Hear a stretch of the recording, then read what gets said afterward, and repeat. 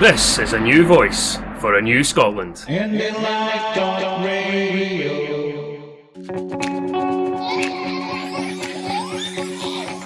Indie Prime, yes, Indie Prime on Indie Live Radio. Indie Prime, yes, Indie Prime on Indie Live Radio. Welcome to the Indie Prime podcast on IndieLive.radio. My special guest this week is Cliff Purvis of Veterans for Independence 2. Hello to you, Cliff. Yes, hello Ray. Thanks for getting us on the podcast this week. Nice to be here.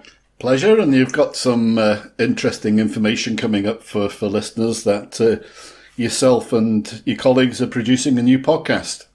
Yes, we are Veterans for Scottish Independence 2.0. We're very keen to get the information out. Being a veteran, armed forces veteran, doesn't preclude you from supporting independence, nor should it. For after all, we were supposedly looking after democracy against all comers. As there's a general feel that things are coming to a head as far as independence campaigning goes, we are now going to get the message out as many people as we can, especially to the veterans community, that supporting independence doesn't detract from any work you may have done in the forces. A very important message to get out there. Why Veterans for Independence 2? Basically, what was going on 2013, 2014, there was no group. There was no veterans group at all. Then a veterans group started. We then got ourselves together with Kevin and we had our first Veterans for Independence meeting in Bearsden, Community Hall in Bearsden. And from there, some of the more able amongst us they set up the Facebook page, etc., etc. We reached out to the veterans group that was in existence and they didn't want anything to do with us. So to distinguish ourselves with the Veterans for Scottish Independence 2.0 and our little group. We, since that night in Bearsden, and that was the same night that David Cameron made his infamous trip to Glasgow and the 2014 campaign. The We Love You one. Yes. I've always said that David Cameron tried to spoil the Veterans Night and failed miserably. But since then, we have become more active, obviously with our Facebook, with Twitter. We have been getting involved with the marches and the rallies, asking for mic time, getting mic time. And any mic time we get at all, we always think is a privilege. Yeah. So there's lots and lots of groups out there vying for time to get their message out. So anytime you do get mic time, it's always a privilege. What was the turnout like on that first night? It was absolutely quite busy. Really? I can't remember the figures off the top of my head, but it was a decent. You know the size of the community hall in Bearsden. Yes. I would say all the seats had bums on them. Great. Yeah. So it was a lovely turnout. Yeah. For that. Is it a constituted group or is it just a relaxed sort of membership? It's a relaxed side of things. We never ask anybody to join the page or anything like that. If they want to come on, they come on. If it's not for them, they drift away, type of thing.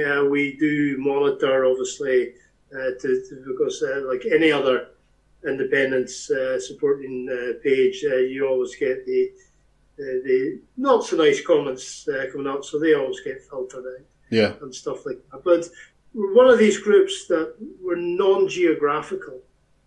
Yeah. So it's just a nice relaxed group, and we have literally people up in Shetland all the way down to the borders, east and west as well. From all the services? Yes, absolutely. From all the services. Right. Including the reserves. Yes. Because a veteran is a veteran is a veteran type of thing. And so it's building. It's building a decent head of steam. Good. How do you find it is getting your message across? I think people find it a little unusual to begin with.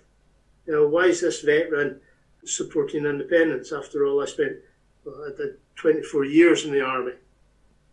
Surely I am all for Crown Country and Westminster, which is absolute nonsense. Being in the military allowed me, certainly from my own experiences, allowed me to see how other countries do things.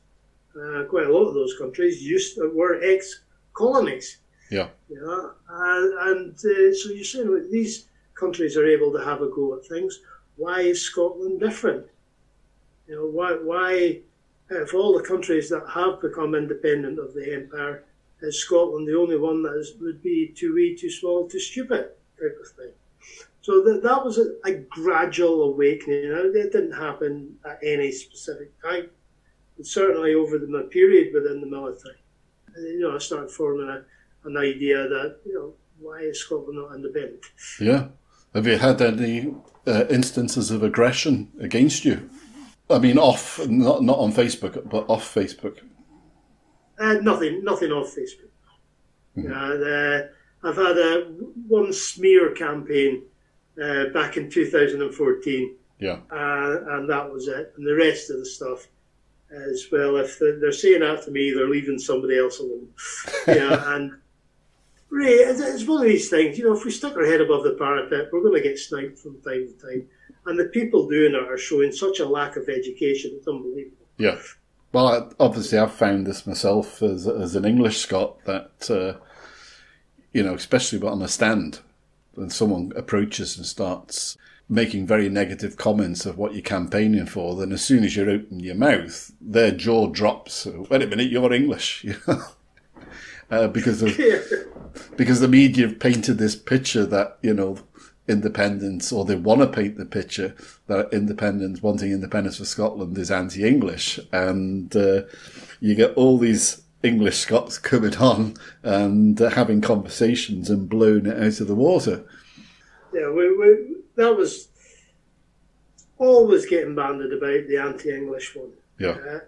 And it's so easy to negate that one. It's unbelievable. I mean, as you said yourself, you're English. I'm half English. My father was English. He was very much a soldier of empire. Half my family are English. Half a good proportion of my friends are English. Yeah. So it's not an anti-English campaign. It's an anti-establishment campaign. Yeah. It's the Westminster establishment that we have got a gripe with, and quite genuine gripes we have against that. So. Yeah. You said so your father was in the forces as well? Yes, he was, yes. Right. He did 25 years, but had left by the time I had come along. Mm-hmm. He had settled up in Caithness. He got a job at the opening of Dunray. Oh, right. The atomic power station up there. Atomic research. So he settled up there, and that's when I came along when we were up there. So I was born in Thurso. Yeah, right. Because the point I was going to get at there is, looking as someone who's never been involved with the forces, I was in the Merchant Navy for a short time, but not the forces, is recruitment.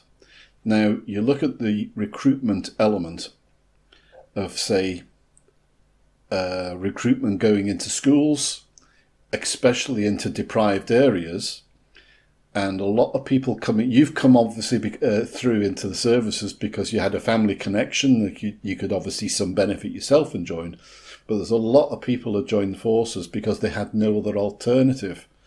They couldn't find work, they couldn't find a trade, and obviously that was the thing that was advertised so much that join the forces and you'll be learning all these different trades which will better equip you for later life. So you could say, if you're going to use the term generally, a lot of people would join the forces because they had no other opportunity. They probably come from a very deprived and left-wing supporting area.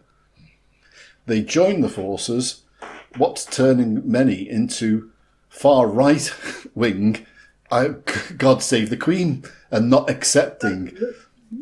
That is one of these things, again, we get asked about. Yeah.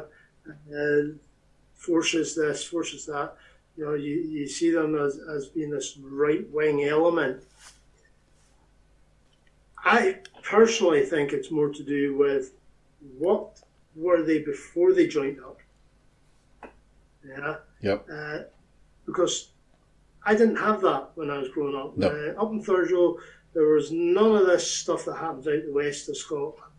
About religion, politics. Well, Caithness is the heart of the liberal area, so that tells you what the politics up there is.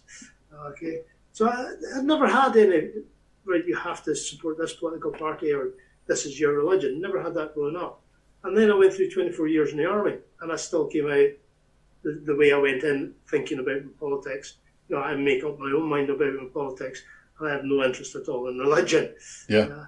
So I think as far as the political sort of spectrum within the forces goes, what were those people like before they joined up? Do they see, before joining the forces, because of their attitude, because of how they think, do they see the forces as a kindred type spirit? Well, that's what I wondered about. That's what drove the question, because it's this. I'll use the word because it's I think it's pretty spot on. It's camaraderie. It can be found, like for myself, I would have greater camaraderie with a Liverpool supporters bus than I would with any other team. Okay? You have camaraderie with an interest. If you have a particular hobby, you have camaraderie with the people who share that hobby. Then it could be the same thing with your work. Say, for example, I spent many years in financial services, independent. However, the camaraderie was with us, and it was against the banks. The banks were the ones that were, in our mind, they were causing all the trouble, and we were having all the dirt thrown at us by the Financial Services Authority. It's the camaraderie of the body that you belong with. Is this what is turning so many people who are in the forces that is their way of life? Well, I've got to act with all my buddies, because if I don't act the same as my buddies, I'm the odd one out. Yeah, it's what proportion of the forces actually believe that. Well, it's the proportion we see on the TV. Yeah. They will always get camera time. They protect the statues, that type of thing. They will always get camera time. My own experience is that the vast majority of people that are ex-forces have absolutely no time with politics whatsoever. Yeah. But there is certainly an element there that's not a nice element. And they unfortunately are the ones that will always grab the headlines. Well, it upsets me when I read, and it probably upsets a lot of service personnel, ex-service personnel as well, when you read about so many ex-service people who are homeless or they're disabled and they're dependent on charities. And I know that within the forces there's a substantial number of charities available. And why isn't the government stepping up to the mark? Why does it have to be a charity that's doing all this? Yeah, this is the whole thing about the Forces Covenant. Now, the Forces Covenant, is what the Prime Minister of the day will stand in Parliament and say, the HM Force is a great bunch of people, we'll look after you when you come back from conflict. Yeah, and they desperately try to play in the heartstrings of the nation when they're doing that. It is very much a hollow shell of an operation. The UK government has pushed responsibility for Veterans Affairs out to local councils in England and to the devolved administrations in Scotland, Wales and Northern Ireland, without providing any budget or any great deal of budget for it. Hence the reason it's charity. Now, every November we get the same thing. I'll use the Legion for this one, the British Legion for this one, yeah? Every November we see the guys and girls out there with the tins, rattling the tins in train stations, wherever, shopping centres, raising money. They are not the ones that should be looking after veterans. Correct. Yeah, they're a charity, right? And David Cameron quite rightly got torn apart on a head-to-head meeting on TV before, it was 2014, where he turned round and he mentioned that the forces are being, veterans are being looked after by charities, and the girl that raised the question absolutely, quite rightly, tore into him for mentioning that it was the charities that are looking after them. It should not be the charities that are looking after veterans. Yeah? The government of the day puts us in harm's way. Yep. End of.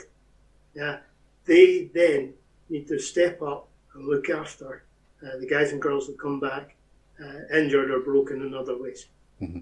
And this is probably where social media comes into its own, because so much now is, whether it's the independence movement or whether it's the looking after of ex-forces personnel, the more that the stories get out in the social media, more people are aware. Whereas in the past, before the internet, it was the newspapers and these stories just didn't get airtime.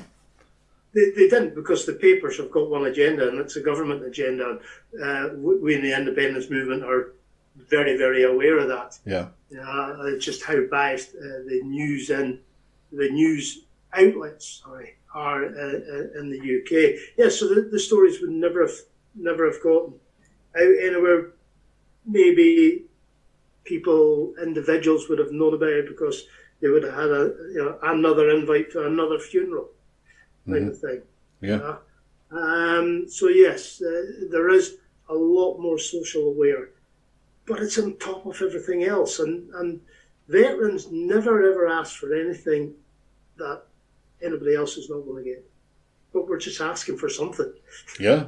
What was your experience in the army? You said you were in for 24 years. Yes, yeah. I started off with the Queen's Own Highlanders, which is an infantry regiment. Now, you mentioned some people joining the military because, that's their only sort of outlet. And that was very much the case for me, believe it or not. I was an incredibly inattentive child at school, right? And I blame no one but myself for that. Yeah, don't worry. Join the club. I was the same. Eventually, I thought, what am I going to do with myself? So I ended up in the infantry. Yeah. I first did a year in Aberdeen, and the training depot there. Joined my regiment down by Edinburgh, and then first place was south of Ma for a few months, and then we went out to Hong Kong for 2 years. Oh, interesting. Yeah. So, and at that age of 18, 19, you're not thinking anything bigger than the next pay packet type of thing. Yeah. Came back from Hong Kong into South England to a place called Tidworth. And, of course, the Falklands kicked off. Right. In 82. Well, did you go down there? We eventually got down there, yes. We were put on standby every weekend, just about. Uh-huh. And eventually we got down there, and we spent, the Queen's Own Highlanders spent 6 months down there, cleaning things up, tidying things up, restoring, getting the munitions off the field of battle, that type of thing. Right. So yeah, we spent 6 months down there. Came back, did another couple of tours, tour in Northern Ireland, Inverness, first tour in Kenya, out in Germany, Gulf War, so Bosnia, Northern Ireland they gave a couple of times. So pretty much all over. There's a lot of elements of history then that you've been involved in. Yeah, and sadly, the guys and girls on the ground just now, as was when I was in, are fighting over the same bit of territory that people were fighting over 100 years ago. Yeah, I was watching a program about Afghanistan the other week on TV, and they were saying exactly that. We were fighting here 100 years ago. I thought, oh. Yeah, so I did 14 years with the infantry, and then switched over to the medical corps, and did 10 years with them as a medic. Yeah. So is it an occupation that you would recommend to anyone today?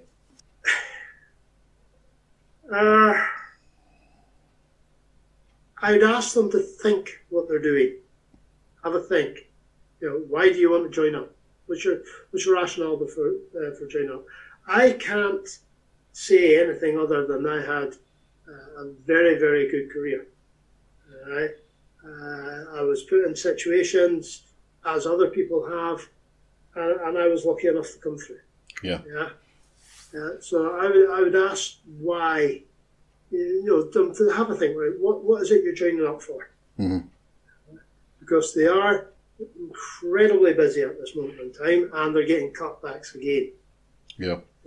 Well, I was down in, I remember I was down in Argyle Street probably maybe about a year and a half, 2 years ago. And my wife was in a shop, so I thought I'll just wait outside and have a ciggy. And just along from me, there was a gazebo up, and it was army recruitment. Right. Nobody was going near. There were two recruitment officers standing there, and nobody was going near them at all.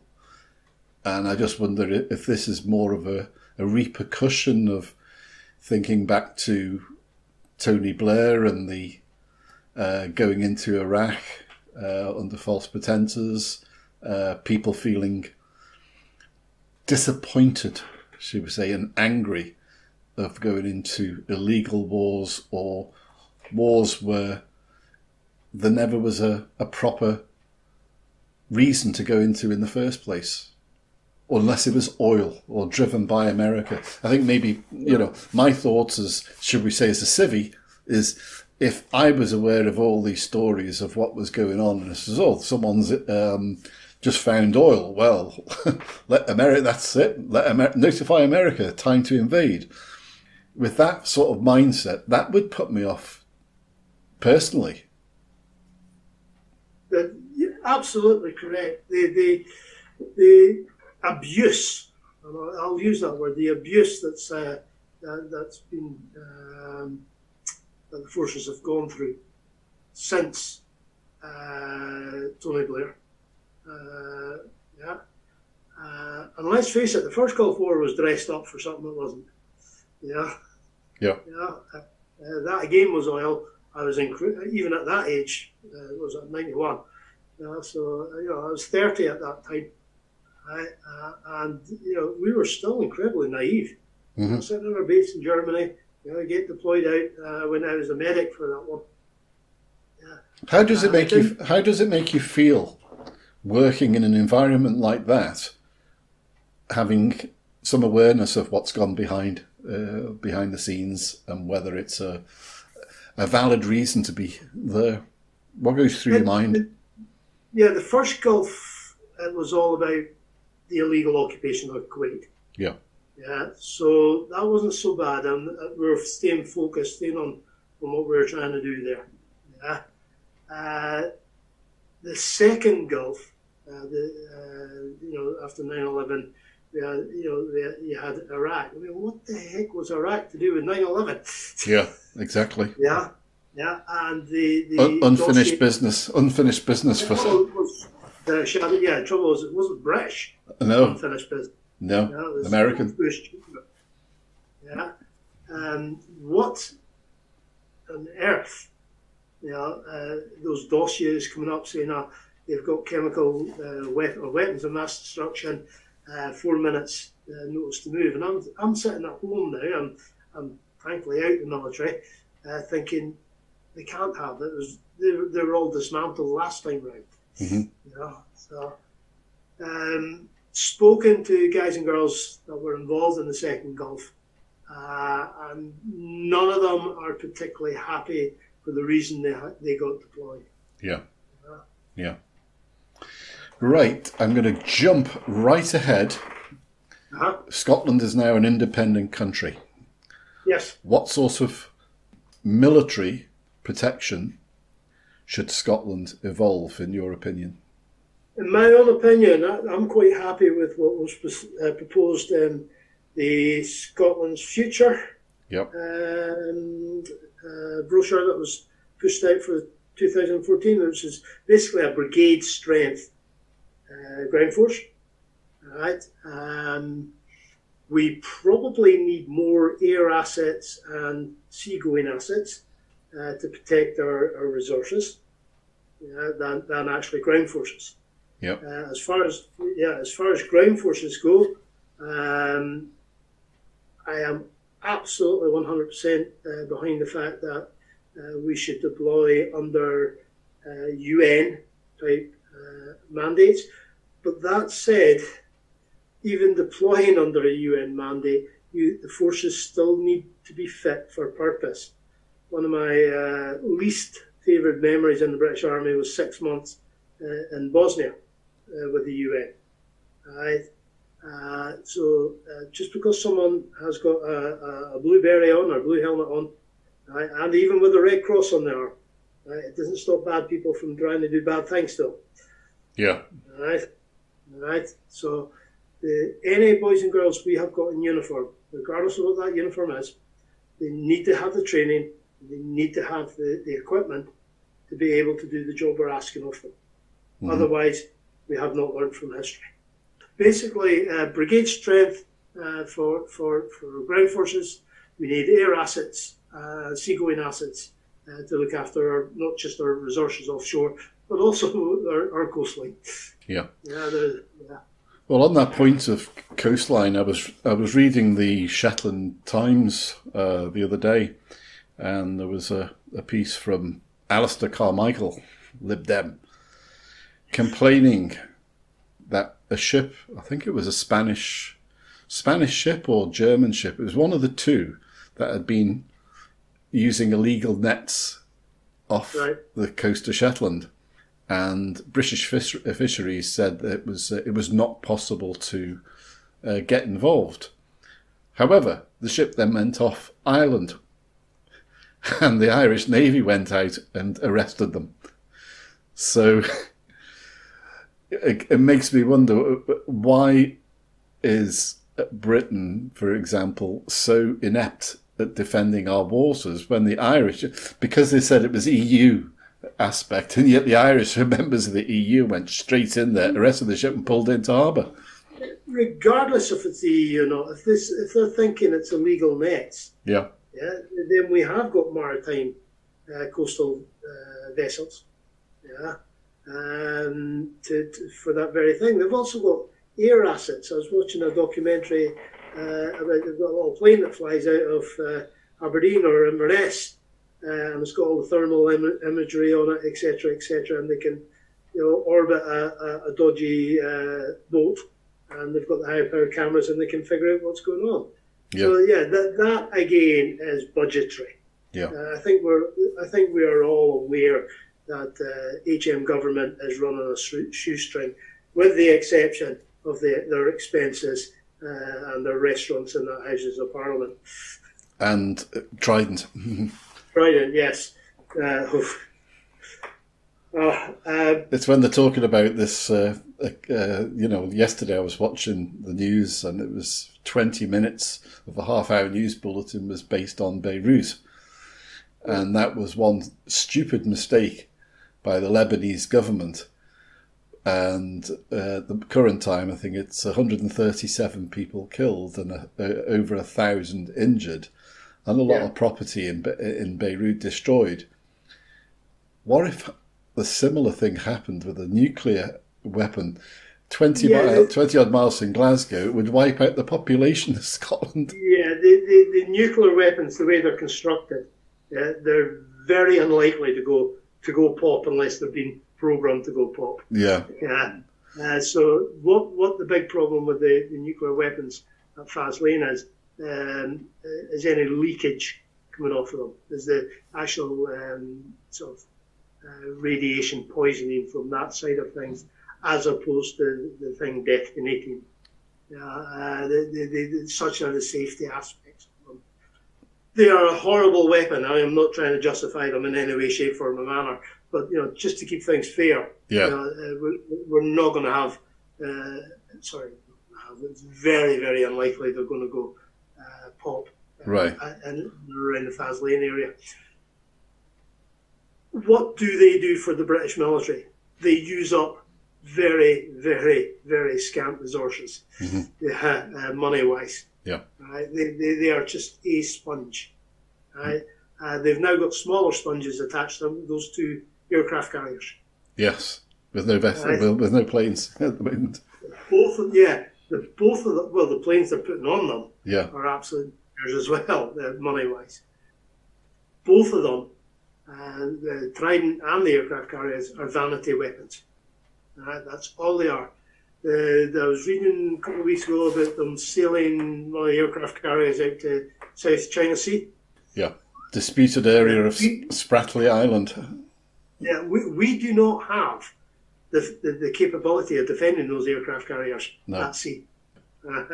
So, it's just a big target, which is horrible to think because there's guys and girls on board those things. So, the nuclear subs. One thing I will look forward to is seeing the last one sail, and the last nuclear convoy tip over that road down on the A74 there. Yeah. What's your thoughts regarding membership? Do you think a Scottish military defence force should be under NATO or not, or a European body? Yeah. NATO's certainly got its advantages. But trouble with NATO for a lot of us is we've been programmed to think of the Westminster approach to NATO. Right? Hence the reason they've got the Trident and the massive amounts of money poured into the military machine. But Denmark's in NATO, Netherlands are in NATO, Belgium's in NATO. So small countries can be in NATO. Yeah. And for many aspects, again, getting back to our offshore assets, being a member of NATO could be a huge plus. Yeah. Especially getting those Norwegian anti-submarine aircraft that they have. They've got fantastic capability. Mm-hmm. So, that type of thing. So, should we be part of NATO? Personally, I don't see any problem to it. I worked with NATO, and it was a NATO operation second time out in Bosnia, and that seemed to go quite well, and was not like what you were thinking NATO was in Germany. Mm-hmm. Mm-hmm. What about, what's your thoughts on if someone from Scotland, as an independent Scotland, wanted to join the military down south instead? That happens all the time. Yeah, so, Absolutely. I know. Mm-hmm. Yeah, because I was going to say there's international members of the British Army. Absolutely, yes. So it's a matter of choice. There is a list of countries, I believe, and I don't know off the top of my head. There is a list of countries that, if you're from there, that you can't join up the military. Yep.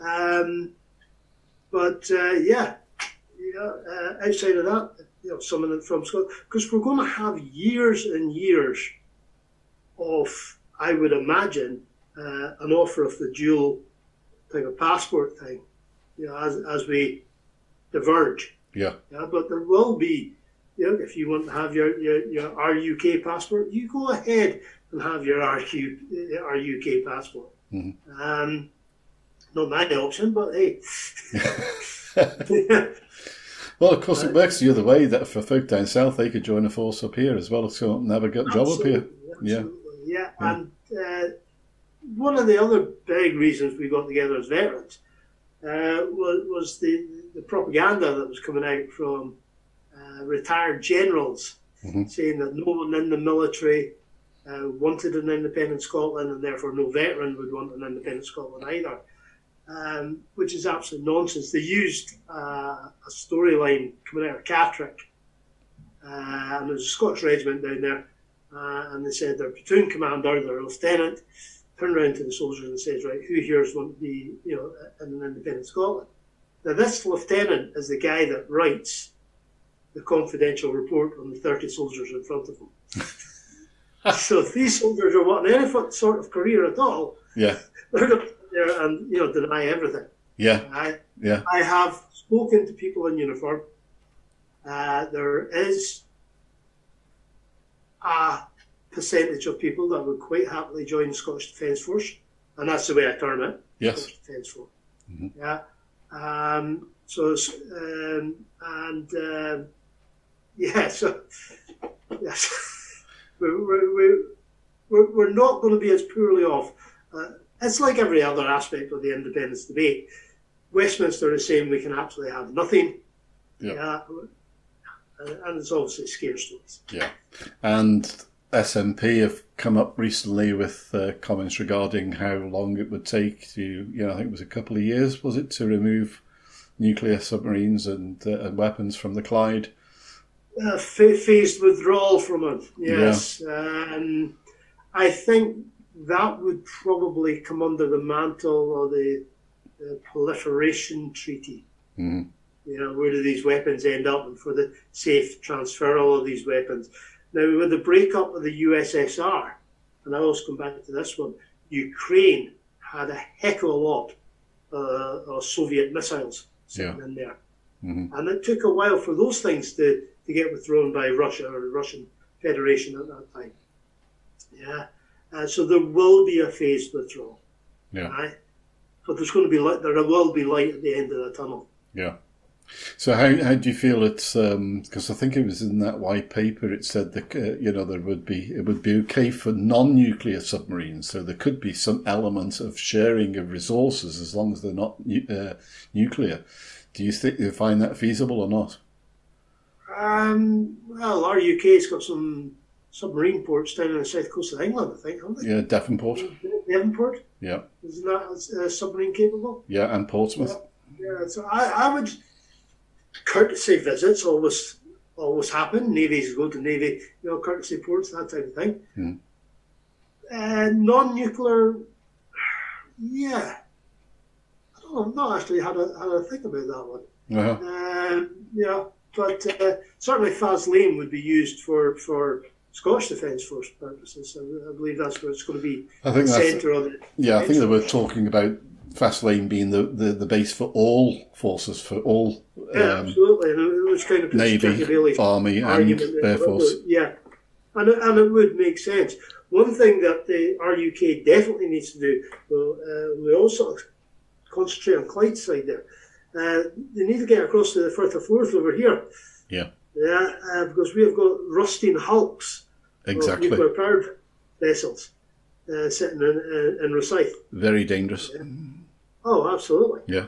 Yeah, and if they weren't dangerous, they wouldn't be sitting there. Yeah. And what about clearance of munitions that are off our coast on both sides? That one, you got the Balfour Trench, Balfour Dyke. Sorry. Yeah. The Balfour Dyke, which is chocker full, they think, because it's rough guesstimates where they dropped all this stuff. But you have got high explosives, you've got chemical weapons, all the nasty stuff dropped in there. Is it better to leave it where it is or try to lift it? Probably better to leave it where it is. Exactly. That's why they're never going to put a bridge across there. No. Unsettle that. It was just asking for trouble. So, yes, absolutely. So that it's marked off as an area that contains these stuff. But lifting it, not a good idea. Well, obviously, the Eurotunnel was obviously built on the back of a lot of Scottish oil revenue, so possibly when we're in control of all our own assets, then we could invest in a tunnel of equal length to the Channel Tunnel and get across to Northern Ireland, or it may be a united island by that time. I always think it's a marvellous way to see how far the independence campaign has come, because we're X amount of minutes in, and it's the first time anybody's mentioned oil. I know, because I tend to feel it's always going to be needed, but it's not going to be needed in the future. 2017 it was removed from any of the budgetary plans, I believe. Yeah, because we're going so much over to carbon and carbon-free and sort of hydrogen, electricity, wave-generated, wind-generated. Up in Caithness, you've got the tidal generator on the go just now. Right? Now, the unfortunate thing about renewable energy, that is Westminster control. As much money as the Scottish Government are putting into it, the actual overall thing for it is out of Westminster, and they did massive cutbacks on it. They don't want it. They just want a quick fix. Yeah. Yeah, as always. They work on a 5-year plan. That's the term of government. Yeah. Yeah. We have got, mainland-wise, is it 10,000 miles of coastline? Something along that lines. And huge amount of inlets. Yeah. Yes. And you can plot in a tidal generator in there, and suddenly you've got not so much your local community getting generated electricity by the tides, but then that can join a national grid. So we have got lots and lots of scope for this. We have got one of the best problems in the world. It's an overabundance in renewable energy. Absolutely. Because I always feel it'd be superb just to have a mass manufacture of shippable batteries. So a lot of the excess power that we generate, let's charge up batteries that can be taken to areas where have no supply, and then we'll drop a new battery in every once a month, keep them running. Loads of inverters. Drone coverage for, we don't need planes going around. We could just have our technology working on drones, surveying our countryside and our seas. Let's look ahead. Yes, we have got our natural resources, and they again will need management. We are not going to suddenly have, on Independence Plus One, we are not suddenly going to have a land of milk and honey, but our children and our grandchildren will see a huge difference between what we went through and what they're having to go through, them being in an independent Scotland. It needs to be, for it to be better, it needs to be socially just. Yep. Well, I'm just actually out of 3 days at SNP National Assembly, and we were discussing there the universal basic income and the affordability of it, the benefits of it, the implication of it, the viability, who would be able to get it. We were looking at citizenship, etc. And it was a really interesting discussion that will go through for a proposal for conference.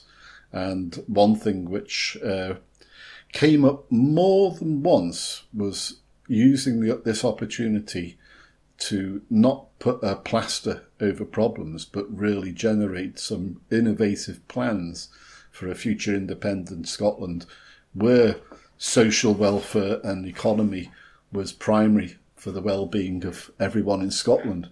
And one aspect that I particularly supported was Graham McCormack, who was present, because we could chat as well as see what was going on. Everyone had the session. You could have a talk session and go to there. There was about 15 different talk areas that you could discuss a topic, and it was most interesting going around some of these chat rooms and having a discussion of what was important in that particular area. And one thing that kept on coming up time and time again was the annual ground rent of Graham McCormack's as a way of funding a future Scotland, and also providing very comfortably for a universal basic income. So it's those sorts of strong economic and social ideas that we're looking at coming to the fore. And you're absolutely correct. It needs to be thought about now. Yes, we're all on our podcasts, on our marches, independence now. But there's a heck of a lot of groundwork to get done. Yep. And if we can get that groundwork done, then when people maybe not so associated with the independence movement ask us a question about it, then we've got a clear, concise answer. Because, again, getting back to what we were talking about near the top of the show there, is we are up against the state propaganda machine. Yep. Yeah, and that's a heck of a battle. I mean, we came very, very close to independence last time round with a Sunday newspaper supporting us. Yeah. And that was it. Today, we have a daily and a Sunday, which effectively is the same paper. And again, every other paper against us. Yeah. North Korea doesn't have that level of propaganda. No. The thing is, with this pandemic, it's given an opportunity, certainly for the government, for the Scottish government, to really show its capability of caring, and it's also showed the shortfall of powers that we really need to make a difference, because this is going to be very hard coming out of this virus, and it's going to be very hard come a cliff edge Brexit to the end of December. Well, it's a double whammy that's happened here. Yeah. Yeah. And so Westminster. it's taken a long time for the polls to start creeping up, but they have been creeping up gradually in the right direction, and I think it's got room to manoeuvre between now and the end of January. It's going to be interesting to see. I'm really looking forward to seeing what it will be at the end of January. I was saying a couple of weeks back there that ideologically, I think we've converted everybody. Everybody that's going for it, ideologically, I think we've done it. Yeah. So the next lot we're aiming for is the ones that think about their wallets and purses. Yeah. And when they start seeing, with the double whammy of the pandemic and the no deal Brexit, because that's what it's looking like, when these people start seeing what's going to happen to them because of that, and then they start listening to the independence campaign literature, they're going to start thinking, we've got an option. Mm-hmm. We've got an option here in Scotland. Yeah. And I think then we'll start seeing a little bit of a steeper up curve for independence. But we're plus 50% in favour of independence without a single campaign. I know. Yeah. And that's we've spun this around by what, like 8%. Mm-hmm. Yeah. Through a yes movement that is purely and utterly grassroots. Yeah. That's not turned around and said that 2014 was the be all and end all. That have respected the decision, but realised we can go again. Yep. Yeah. So, and of course, the once in a generation thing was never an issue. And No. Yeah. And it's only ever used by people who just don't have an argument. I know. I was going to say that it's the only argument they've got left. That's another plus point, is that they spend so much energy on the negative Project Fear messages that they're grasping onto any straw that they possibly can to give some credence to the fact that we couldn't have a democratic change of mind, or people. I love the expression, "What's the point in having a mind if you can't change it?" Yes, you're not getting you've had your referendum, and that's it. Kind of thing. Yeah, you're sitting there going, well, the moment in a democracy that the people are not allowed to change their mind is the moment the democracy dies. Yeah. How are you feeling about the way the independence movement, though we're not in any campaign at the moment, but how the independence movement has gone? Because obviously we've not been marching at all. Marching isn't all the be-all and end-all, but it does bring us together for a good fun day out and a chance to see different parts of the country. But now that you said correctly, we've got one daily and Sunday newspaper. We've now Independence Live has never stopped streaming, obviously not being able to get out to as many talks, but now that we're learning the ropes so much of remote working and people live streaming, we can just feed that without being too much hands-on. Independence Live Radio, Indie Live Radio, obviously we've been expanding, but lots more bloggers around, lots more content. Obviously there's been, we're right through at the moment now into also Martin Keating's People versus the government's case. Yes. And That's just It's after simmering away quite nicely. It is 2 days. The new appeal up to 155,000 is 2 days old, and the last I saw it was over 30,000 in 2 days. So, because people, it's like people talking about the new independence parties to try and go for a supermajority rather than a slim majority at Holyrood in 2021, and folk asking, "Well, where's the money coming from?" As though they're thinking it's dark money from Russia.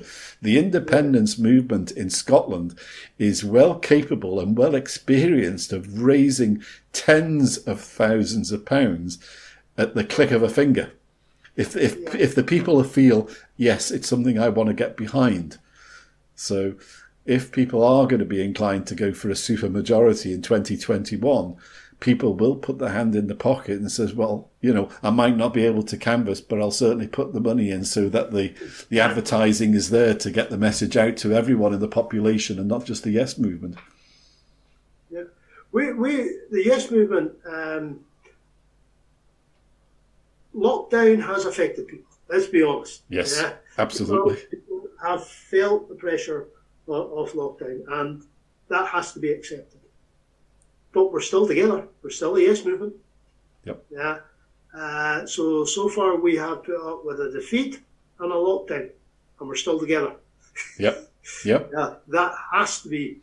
That has to show the resilience, the commitment of the people that are doing it.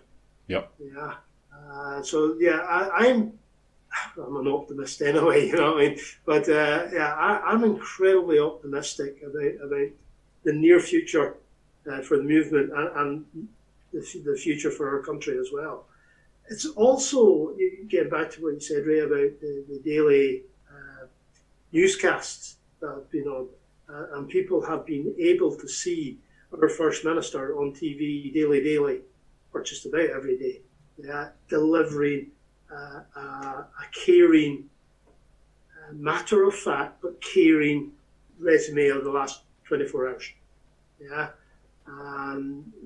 without sound bites, without any jingoism, just matter of factly getting on with it and saying, right, this is what we need to do. If we do this, we can move to this. But by getting on. And one of the reasons I think why the Westminster parties wanted it removed on a daily basis was because it is showing Scotland's government up in an incredibly good light. Yeah, and if our government is doing things in a good light, then the country cannot be a basket case. Yeah, it cannot work that way. And one interesting point that came out from the National Assembly this week is how much that route map with the virus has been so clear and precise, understood and actioned upon, and people have respected in the main that route map. And what we discussed and agreed on is the same for independence, that we have a route map designed so that we can follow and bring the people with us to get from A to B. And the word route map was very positive. A route map or road map that the people of Scotland can appreciate and understand, and it's not vague and convoluted. So it's a clear path to what we can do and what we can achieve. Absolutely. You give voters the options, and the option is stay as we are or independence. Mm-hmm. When you mention independence, that's going to receive all the propaganda, the anti-independence propaganda from the empire, right? And the establishment are very, very good at this. They have got off-the-shelf answers to every single question or reason behind gaining independence, because they have gone through it literally hundreds of times with other colonies. Look to the history. Every single country that has gained independence has had to fight for it. Right? Fortunately, we're doing our fighting on the hustings and on the ballot box. Yeah. Right? And I'm incredibly glad about that. but we've still got to win that. Easiest way to, you're absolutely right, well, the easiest way to win it is to make it sound simple. Yeah. Right? Yeah, this is how we do it. Step 1, step 2, step 3, step 4, think. Yeah. Well, on that very positive note, Cliff, that's us running out of time. Really enjoyed the chat with you. Thanks very much. Cheers. Pleasure to come on today. It's been great to hear your point of view, your own history, the information regarding the Veterans for Independence. I wish you good luck with your podcast, which people will be able to listen to on IndieLive.radio as well. Right. Thank you very much. As I mentioned at the top of the show, we never take these things for granted. It's always an honour getting a chance for some mic time to get our opinions across to our wonderful nation.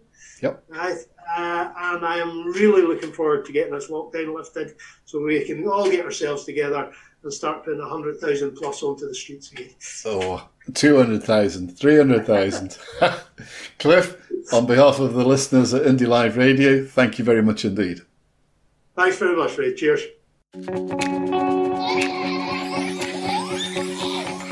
Indie Prime, yes, Indie Prime, on Indie Live Radio. Indie Prime, yes, Indie Prime, on Indie Live Radio. This is a new voice for a new Scotland. IndieLive.radio.